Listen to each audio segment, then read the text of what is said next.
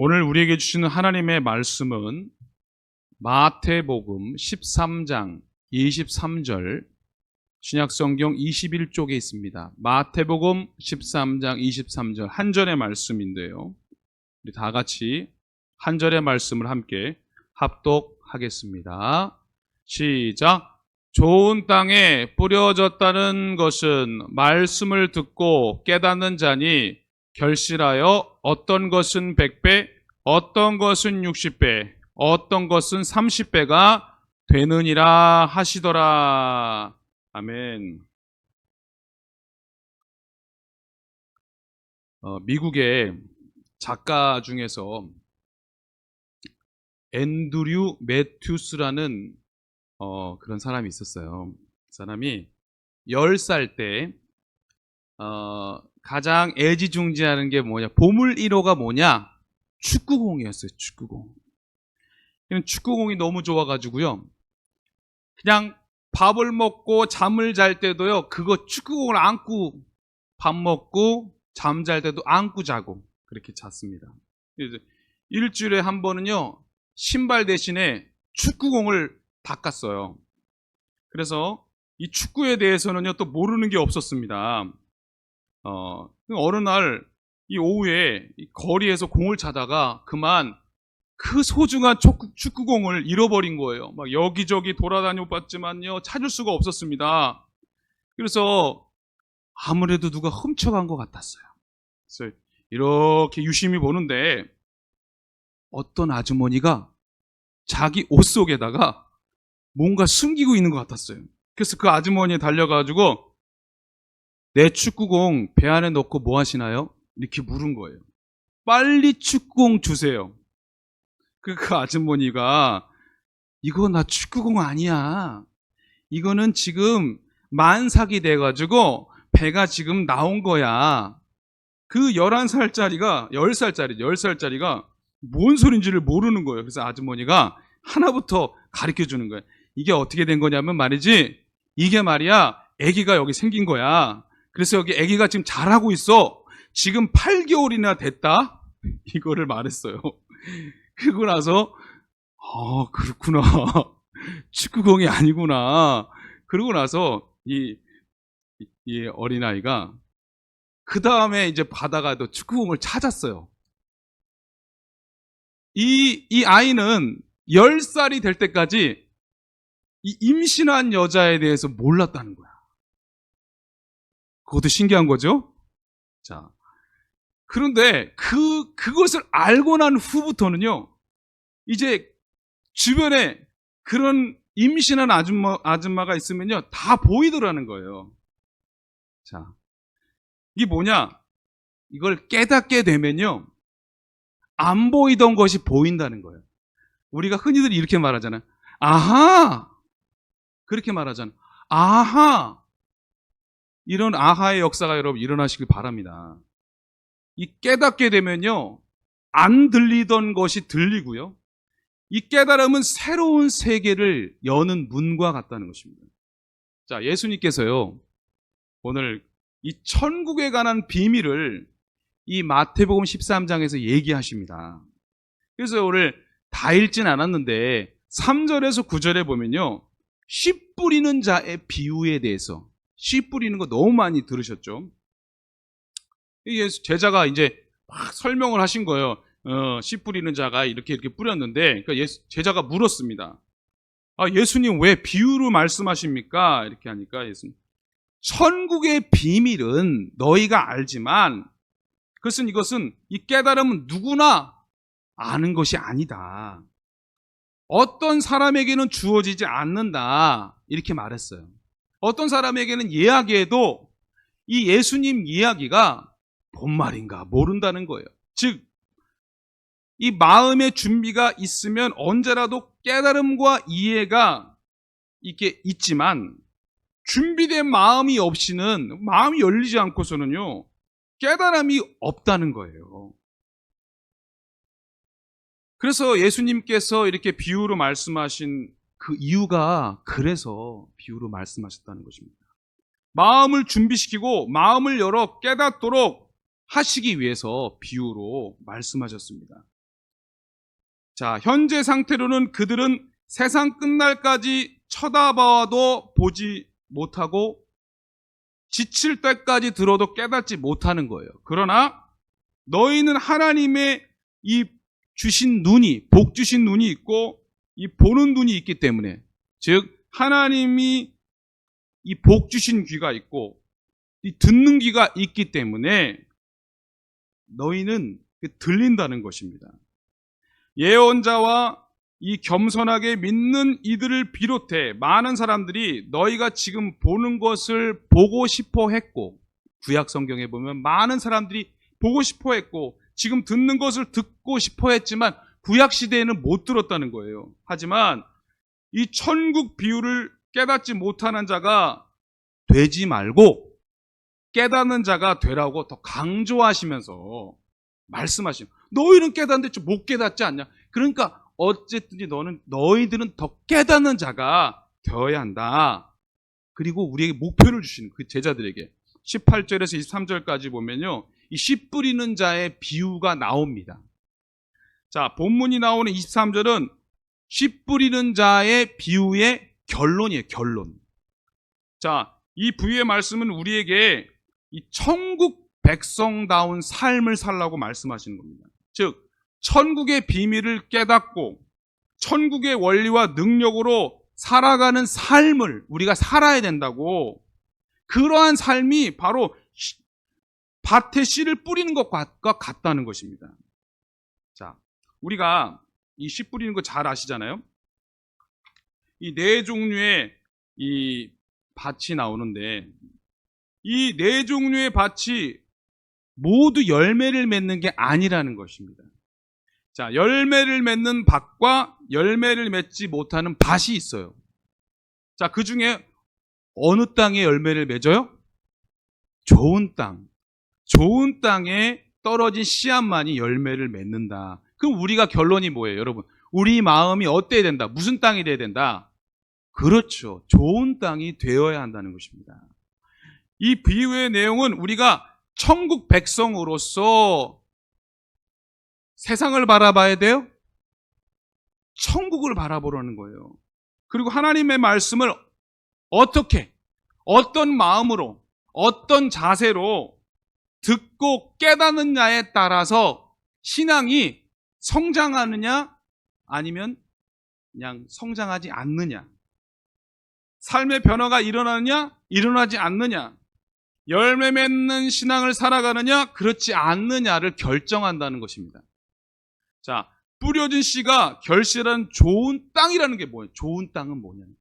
자, 즉 말씀을 듣고 어떻게 깨닫는 사람을 말씀합니다. 자, 23절 상반절에 뭐예요? 좋은 땅에 뿌려졌다는 것은 말씀을 듣고 깨닫는 자니라고 말씀하십니다. 자, 천국 복음을 듣고요 깨닫는 사람입니다. 하나님의 말씀을 듣고요 깨달아야 합니다. 듣고 깨닫지 못하는 어떤 사람? 길가와 같은 사람. 이런 마음이 아니에요. 듣고 그냥 끝나는 사람이 되어서는 안 됩니다. 듣고 어떻게 해요? 깨닫는 사람이 되어야 한다는 것입니다.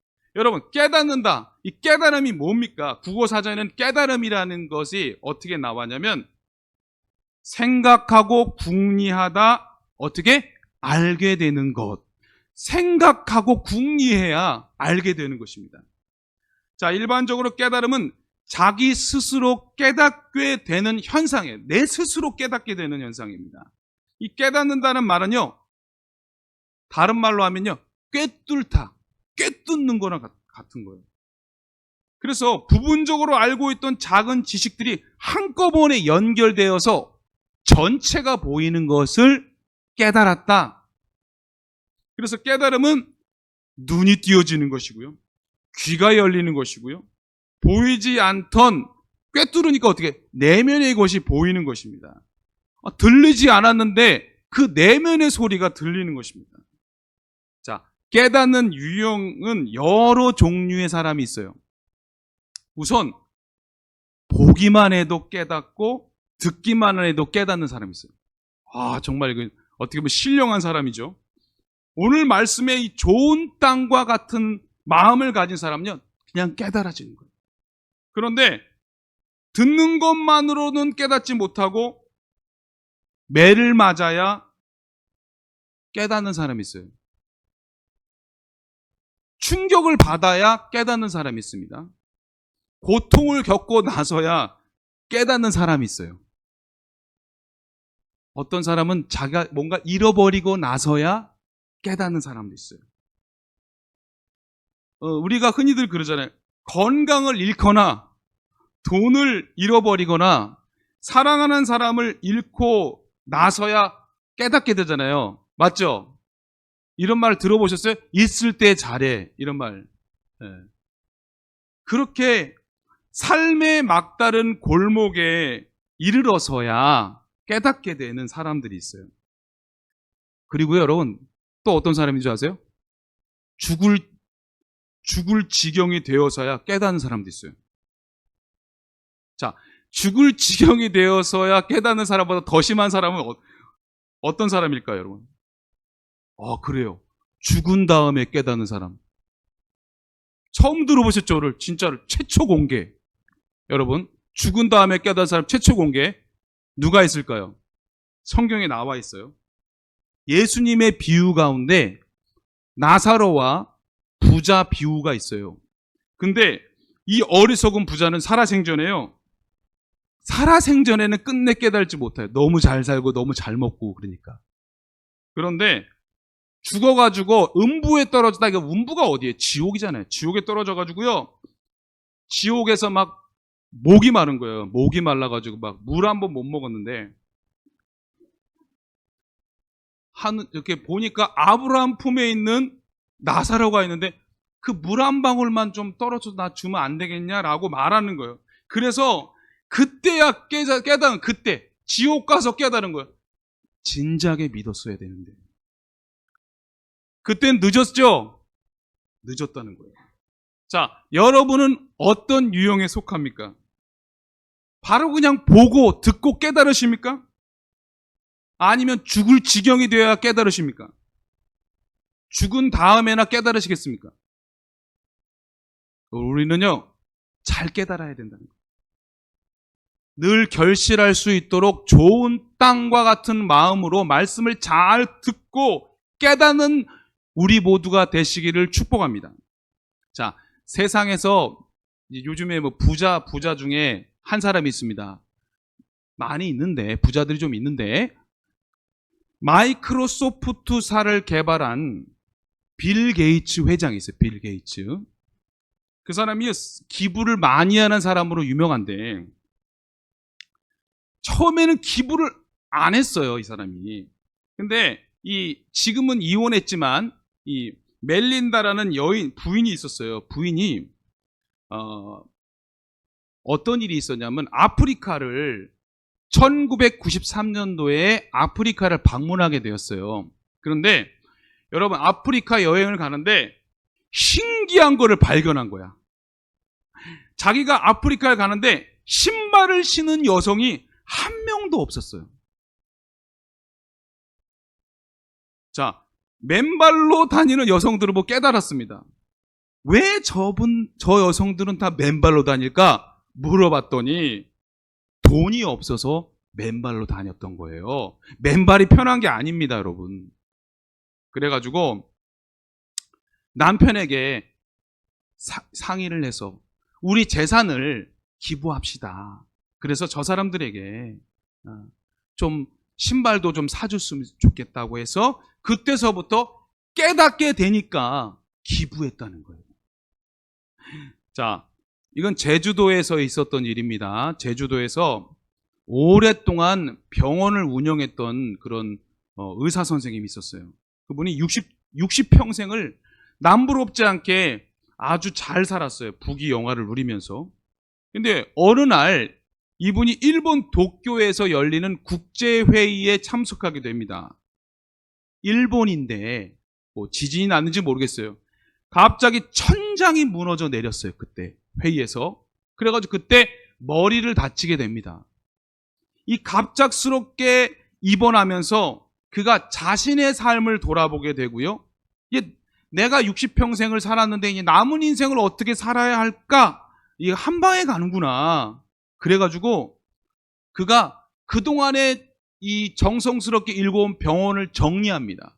그리고 남은 인생을요, 가난한 지역을 찾아다니면서 환자들을 돌보기 시작합니다. 일회성이 아니고 거기에 환자 일지를 써가면서 그들을 지속적으로 어려운 이웃들을 도우며 살았다는 것입니다. 그분은 그러한 깨달음이 있었던 거예요. 자기를 돌아보는 그런 시간이 있었다는 것입니다. 또 어떤 일본에 선교사로 갔던 어떤 목사님은 2011년도에 지진과 쓰나미가 있었어요. 그래서 너무나 그때 혼란한 가운데서 이분이 깨닫게 되었습니다.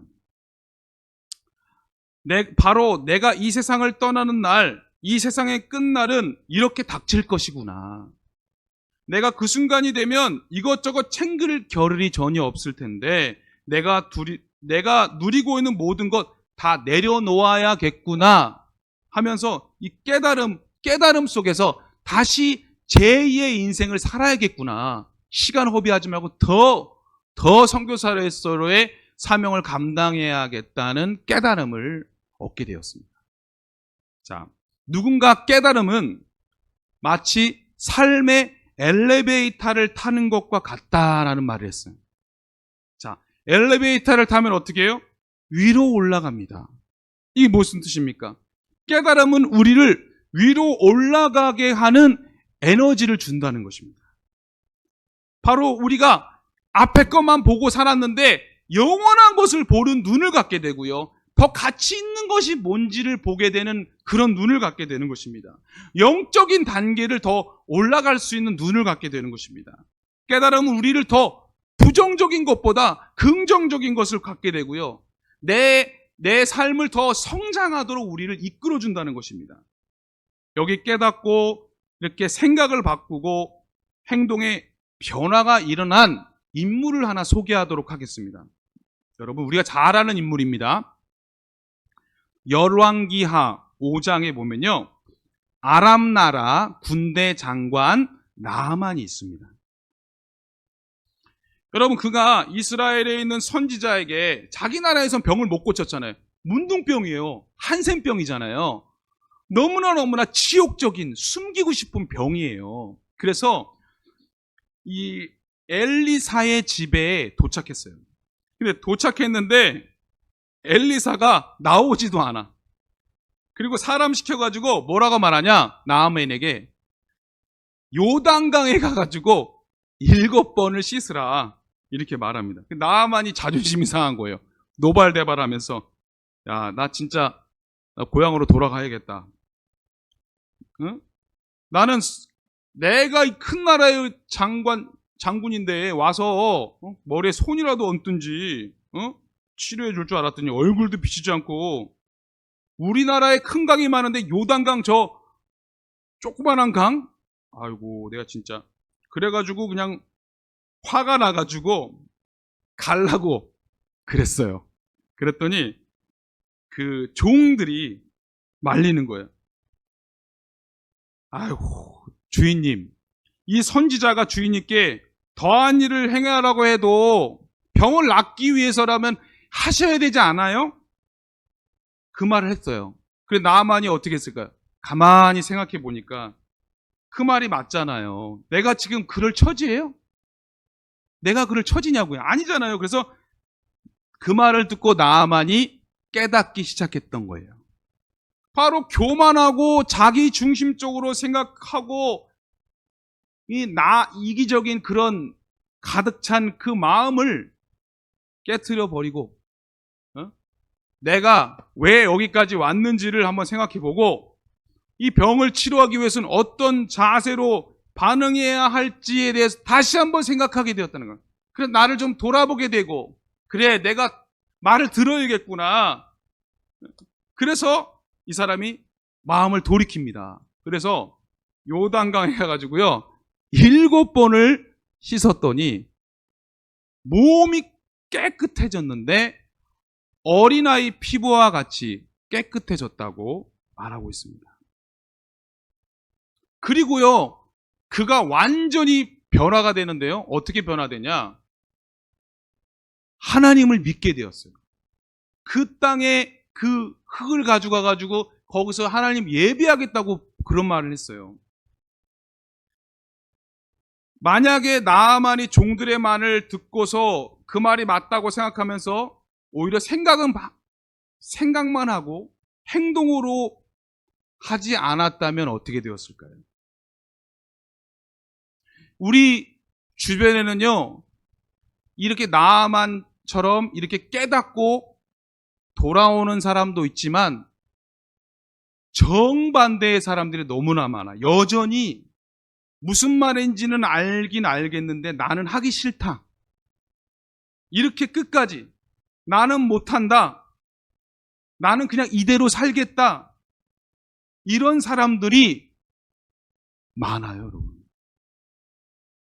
그처럼 오늘 예수님께서 말씀하신 듣고 깨닫는 자는 이런 자가 아니라는 거예요. 듣고 깨닫는 자는 하나님의 말씀을 듣고 그 깨달은 것을 받아들이고 선택한 사람입니다. 깨달은 대로 결단하는 사람입니다.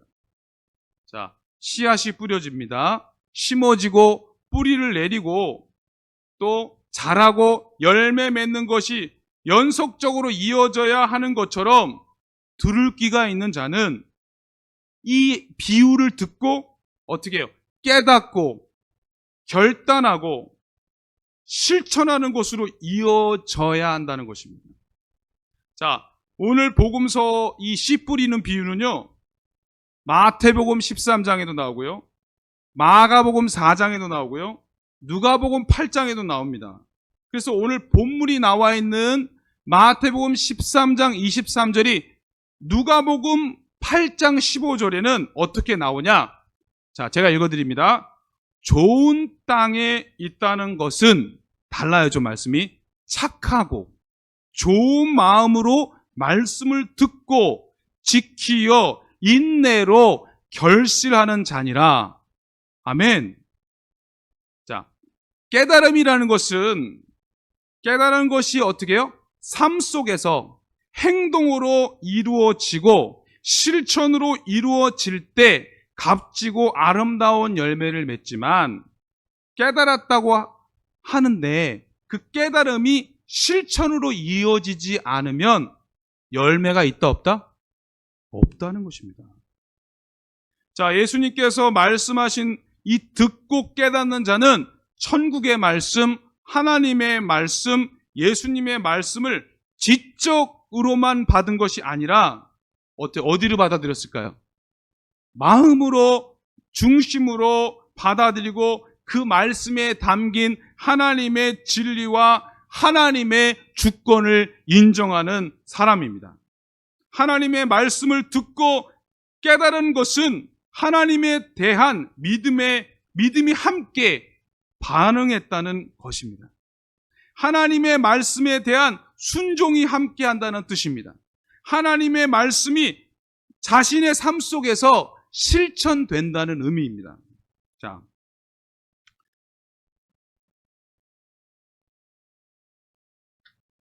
길가와 같은 땅이든 흙이 얇은 돌밭이든 가시밭이든 무성한 땅이든 씨를 뿌려서 잘 자라고 열매를 많이 맺을 수 있다면야 무슨 상관이 있겠습니까? 그런데 그런 밭들이 문제가 되는 것은요, 씨를 뿌려도요, 뿌리를 내리지 못하거나 뿌리를 내렸다 할지라도 그런 밭들이 문제가 되는 것은 결국에는 열매를 맺을 수 없다는 것입니다.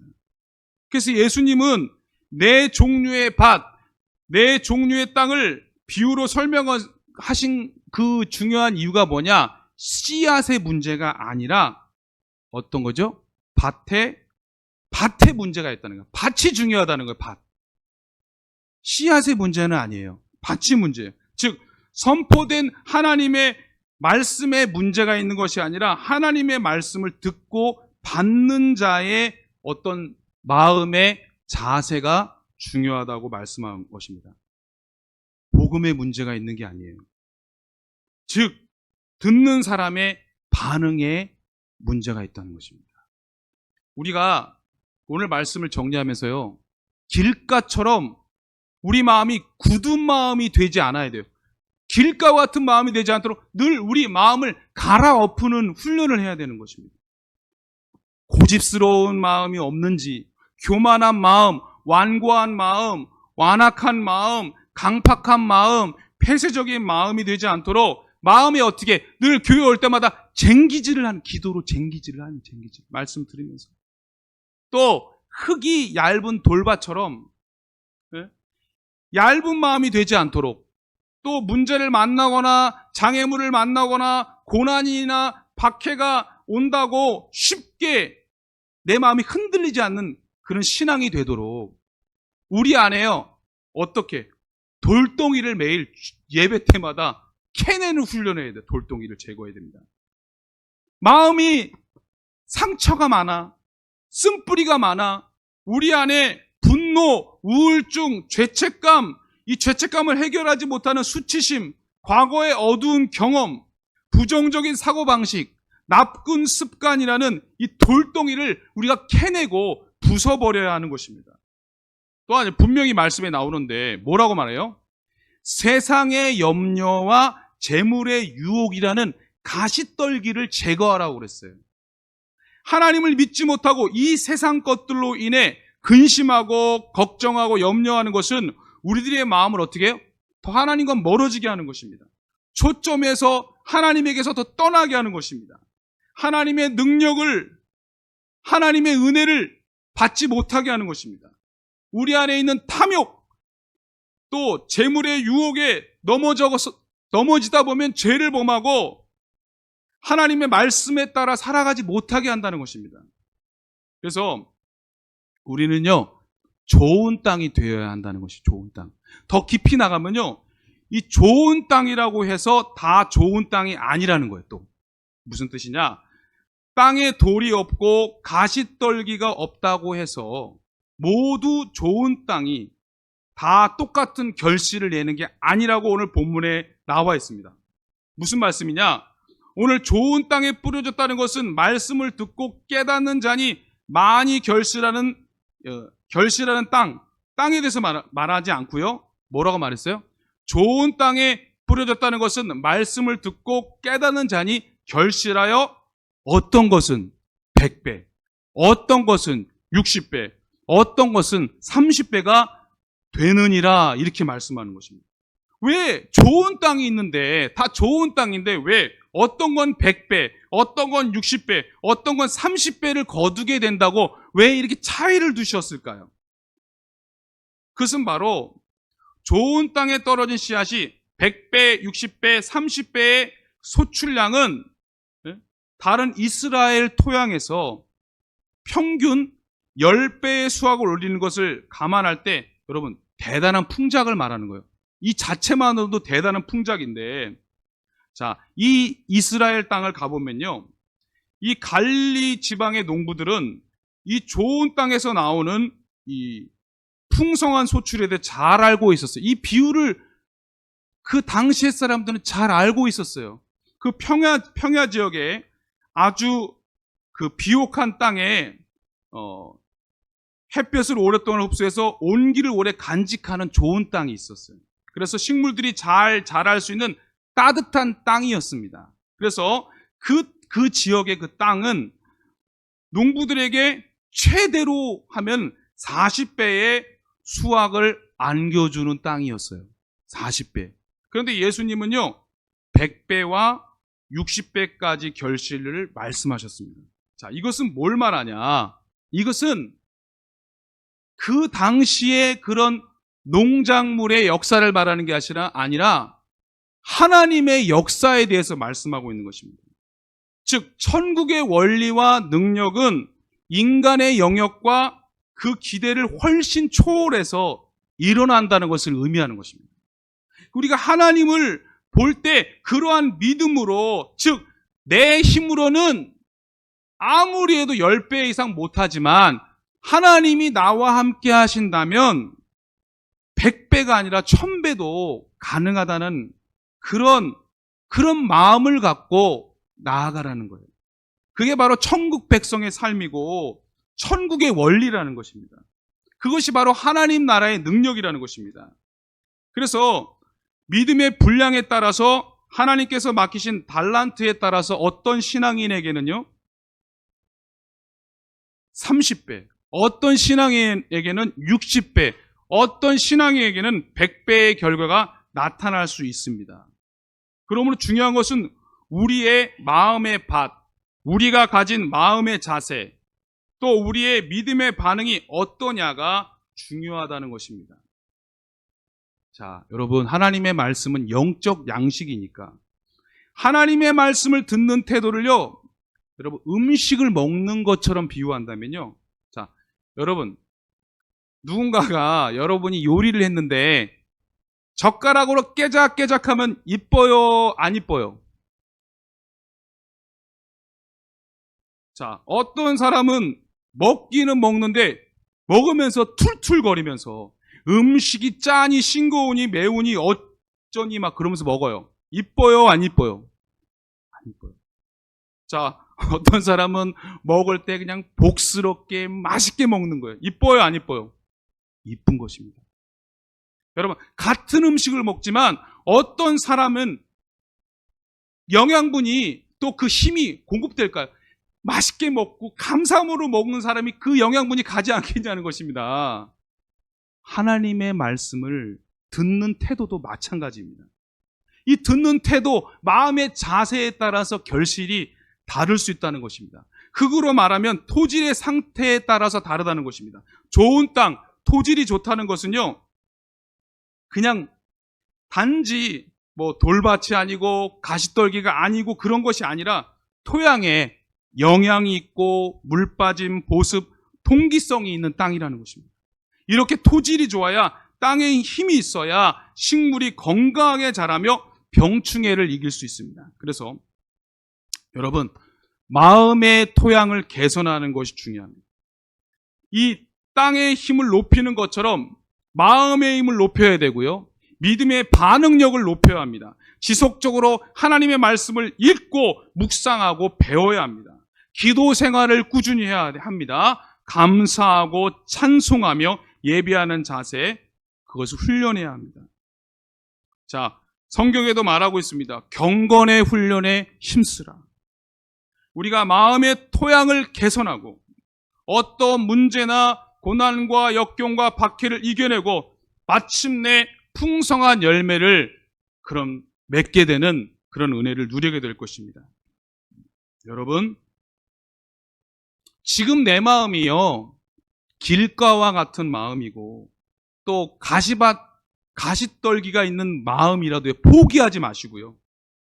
혹시 흙이 얕은 돌밭과 같은 마음이라도 실망하지 마십시오. 낙심하지 마십시오. 누구든지 좋은 땅에 그런 마음을 가질 수가 있습니다. 그리고 또 지금 내가 좋은 땅이라고 해도 함부로 또 생각하거나 또 그렇게 교만한 마음을 가져도는 안 될 것입니다. 우리는 오늘 말씀을 통해서요, 좋은 땅과 같은 마음을 가지고 늘 하나님이 주시는 그 말씀을 정말 감사함으로 받고 또 그 말씀을 붙들고 그 말씀을 실천하고 그 말씀대로 순종하는 우리 모두가 되었어요. 아까 찬양 불렀죠? 반석 위에 집을 지은 사람처럼 흔들리지 않는다고 그랬어요. 자, 오늘 이 시간부터 더 말씀을 잘 듣는 좋은 밭이 되어서 정말 이제 올 12월 달 한 해를 돌아보면서 우리가 더 풍성한 그런 은혜와 복을 또 누리고 감사하는 그런 마지막 한 달이 되시기를 주님의 이름으로 축복합니다. 우리 함께 주신 말씀을 생각하면서 함께 기도했으면 좋겠습니다. 우리가 이제 또 2025년에는요, 성경 통독, 전교인 성경 통독을 합니다. 그래서 여러분들 지금 시작하신 분들 계실 텐데 매일매일 5장, 읽어도 충분히 일독하고요. 그 이상하면은 2독, 3독도 할 수 있습니다. 그래서 여러분들 늘 하나님의 말씀이 생활 속에서 떠나지 않도록 그런 삶이 되게 하여 주시고, 내 마음이 늘 하나님 앞에 좋은 땅이 되게 해달라고, 그래서 정말 하나님이 주신 은혜를 누리고 삶 속에서 그런 풍성한 은혜에 감사하는 우리 모두가 될 수 있도록 다 같이 한번 주여 한번 부르고 통성으로 기도합니다. 주여 하나님 아버지, 우리가 하나님의 말씀 안에서 날마다 깨어서 성령 충만함으로 하나님의 말씀에 순종하는 우리 모두가 되게 하여 주시옵소서. 좋은 땅과 같은 마음으로, 좋은 땅과 같은 자세로 하나님의 말씀을 날마다 무장하고 하나님 말씀에 귀를 기울인 우리 모두가 되게 하여 주시옵소서. 하나님 아버지, 세상 것들이 너무나도 우리를 유혹하는 것이 많습니다. 더 우리가 먼저 그의 나라와 그의 의를 구하고 하나님의 뜻에 순종하게 도와주시고, 더 깨어 기도하게 하시고, 더 집중하게 하시고, 더 하나님의 은혜를 누리는 우리 모두가 되게 하여 주시옵소서. 성령 하나님, 우리 모두를 새롭게 하여 주시고 하나님의 은혜가 넘치는 우리 모두가 되게 하여 주시옵소서. 하나님 감사드립니다. 성령님께서 모든 것을 주관하여 주시옵소서. 감사드리며 예수님의 이름으로 기도합니다. 아멘. 사랑의 하나님 감사드립니다. 말씀만이 살 길이고 말씀을 붙드는 자는 흔들리지 않는다고 말씀하셨습니다. 더 우리가 어려운 날이 오고 또 혼란한 가운데 정말 주님 말씀 앞에 더 서기를 원합니다. 주님 더 기도하기를 원합니다. 주님 함께하여 주시옵소서. 우리를 새롭게 하여 주옵소서. 모든 것을 주님께 맡기며 예수님의 이름으로 기도드립니다. 아멘.